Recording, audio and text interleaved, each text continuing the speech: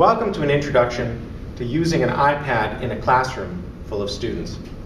As a teacher, I'm finding the iPad is a very handy gadget. It does a lot of things I want to do pretty easily in front of a classroom as I'm presenting information to students, and even adjusting what I'm presenting to them as they go along, as they ask questions, etc. It also allows me to record what I'm doing as I teach in the classroom so that people can refer to those lectures later, or that someone who couldn't be there for illness or whatever reason wanted to come back. That's a pretty high level of activities. If you're interested in that, I'm happy to share that. But for now, I'd like to just get through the basics of taking the iPad, plugging it into the podium, and getting what you want to out of the projector and onto the screen so that you can share it with the students. So let's talk a little bit about how you get the information from the iPad to the projector. This is the driver's seat view. As you can tell, I'm standing behind the podium in Merib 108. So the first thing you'll need, besides the iPad itself, is this white connector, very much like any connector you might use to join any Apple gadget to a projector or a DVD drive or a hard drive, any of those things. So we have a couple of these. We'll be making them available probably from the division office so we can keep track of them. In the future, we will hopefully be doing this wirelessly, and you will no longer be tethered to the podium. We'll send out word when that happens. But for now, we're using a hardwired connection, which is nice and stable. So this is, one end is plugged into the same port that you would plug into to sync or charge the iPad. So you can see that connector here. Notice that I've taken my iPad out of its case, because in my case, my nice bouncy rubber case, the connector doesn't plug through that case very well, and I don't get a strong connection. So for just this activity, I would take it out of the case so I get a nice strong connection. The other end of that connector goes into that pigtail, as I said, off the podium. And so that connection allows the projector to get the signal from the iPad. And the nice thing about the second generation onward of the iPad is that it knows to simply mirror whatever's happening on your screen, on your iPad, is also what the students will see on the screen from the projector. So you don't take any fiddly settings there, it just goes from one place to the other, which is certainly better than many of the laptops we're running.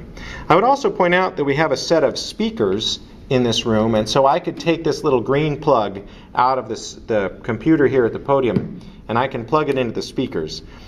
Now if I'm showing something like a video clip off of YouTube, the audio file can come from here and into the speakers, and the students can hear it. I just wanted you to understand that that's a separate connection, that the little white connector here is just a video cable and it doesn't take sound. There are other applications where you get the sound as well. If you were to get a cable to plug your iPad into a television set, it would take sound and video, but we have to do it separately. And so that's the connection to make for that. Always good to remember to take that out, put it back in the earphone jack of the computer when you're done, so that if someone wants to use that podium computer, they can do so. Once your iPad is plugged into the projector, you need to make sure that the projector actually does its job. And that requires two things. One is that you turn the projector on with the remote that's tethered to the podium. The other thing you need to do, just like you would with a laptop, is to make sure that the projector is receiving the signal you want it to.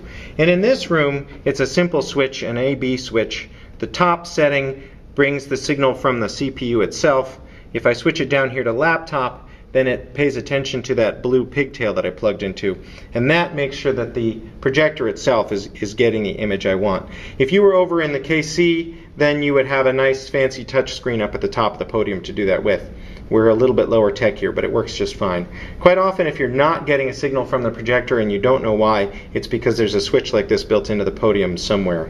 And if you can find it and get it to the right setting, it should do just what you'd hoped. So there's a little introduction into making your iPad talk to your whole class. It's a great way to present either traditional PowerPoint files via Keynote, or perhaps concept maps through something like iThought HD.